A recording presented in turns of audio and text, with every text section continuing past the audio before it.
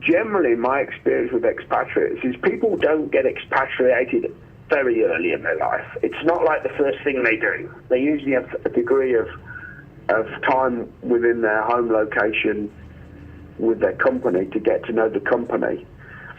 And what I would say is that when the company expatriates people, it's generally taking people that it knows well and it can trust. And I think what I would say from expatriates is you get a degree of reliability.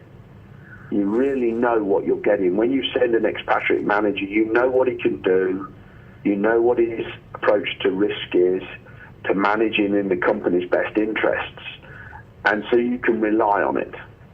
Okay? It's hard for me to say it's superior performance. I would say it's about risk mitigation. You have a known entity, okay? And that known entity is someone who's worked for you locally, who you can then export their skills, their reliability, their expertise, and you know that's what you'll get. What tends to happen, I feel, and I've seen a lot in my career, is an expatriate will go to a company, he will work with the staff locally, and he'll find very, very good employees who are really good, knowledgeable, perform well, and he will often identify people who would also benefit from expatriation themselves. And so it often sets up a reverse kind of expatriation, you know, where people from the host country, after the job, then get the opportunity to expatriate themselves. And, you know, I see as much value from somebody coming from a second or third world country to an OECD place as I do the other way around, because they get a different appreciation experience. The challenge you have is you have to be careful that it doesn't lead to pure economic migration. You know, I give you a good example.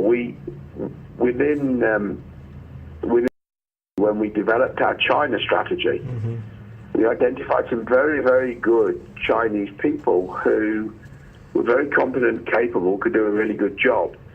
And when we took the opportunity to give them expatriation overseas, there was really no desire for them to want to move back to their home country again. They liked what they saw overseas, which is fine, you know, and they were good for the company, but probably didn't get as much value as we could if they'd gone back to their home country. Yeah? I would say, as a generalization, people are always most likely to be at their highest level of performance when they're dealing in their own country and culture. That's where they're likely to be at their very highest level of performance. Okay? And when you move them overseas, yeah, they can still have a very high level. It'll never be quite as good as their home location and culture. All right? And so you're always trying to work out where you need your capability based on the corporate strategy.